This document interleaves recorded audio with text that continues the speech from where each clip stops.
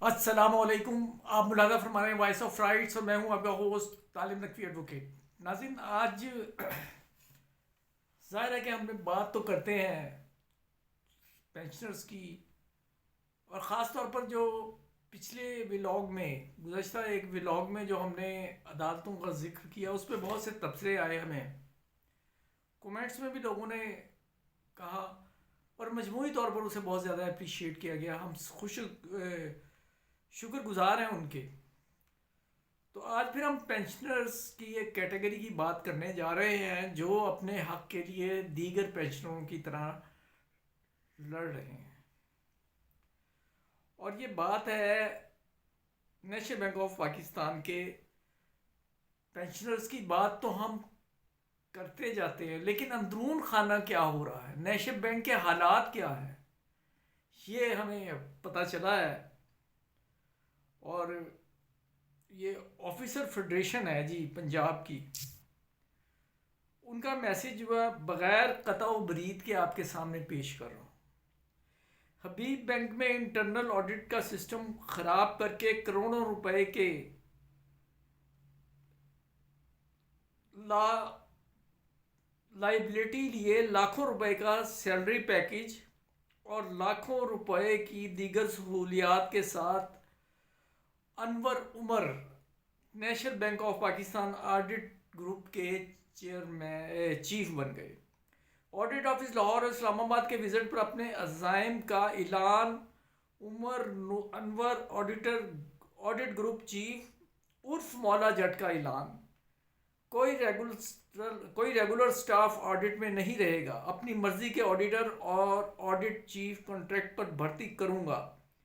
National bank of Pakistan federation Punjab کی جانب سے ایسے تمام گروپ چیفز کا راستہ روکنے کا اعلان ہو چکا ہے.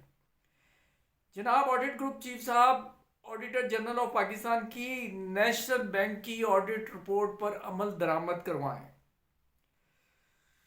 جناب عمر انور صاحب، ایس بی پی یعنی اسٹیٹ بینک آف پاکستان کی جاب روٹیشن اور بینک کی دیگر پالیسیوں پر عمل درآمد ضرور کروائیں، مگر پہلے اپنی ناک کے نیچے دیکھ لیں کہ ہیڈ آفس بلڈنگ میں موجود کئی ڈپارٹمنٹس میں 10-15 سال سے ایک ہی سیٹ پر لوگ براجمان کیوں ہیں.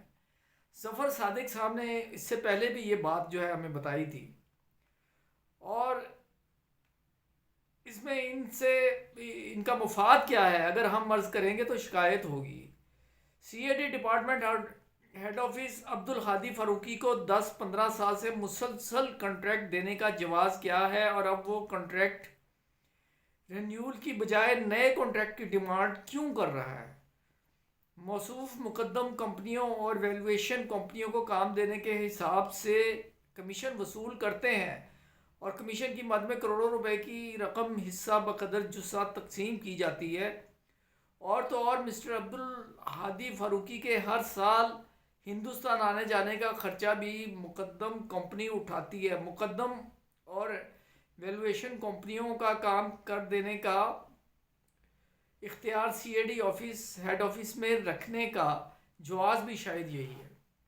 ہیسکول پیٹرولیم کیس کے ذمہ دار ریٹائرڈ سینئر ایگزیکٹو جب چاہیں بلڈنگ میں آئیں اور اس میں کیس میں ملوث دیگر ریگولر ہیڈ آفس میں پوسٹ مگر خون پسینہ دے کر اس قومی ادارے کو بام عروج پر پہنچانے والے ریٹائرڈ حضرات پر ہیڈ آفس میں داخلے پر پابندی لگا کر مملکت خداداد پاکستان کے سینئر سٹیزنز کی توہین کی جا رہی ہے. اور اس کی مانیٹرنگ وہ ایگزیکٹو کر رہے ہیں جو سندھ کی مختلف برانچوں اور ریجن میں تعیناتی کے دوران بوگس ایڈوانسز میں ملوث ہیں، اور جن کی پرسنل فائلوں میں درج ہے کہ ان کی کسی اہم پوسٹ پر نہ لگایا جائے اور انہیں کسی اہم پوسٹ پر نہ لگایا جائے. لاہور کارپوریٹ میں اتفاق شوگر، کشمیر فیڈرز، عبداللہ شوگر میں اربوں روپے کے پلج سٹاک کی شارٹیج کی ذمہ دار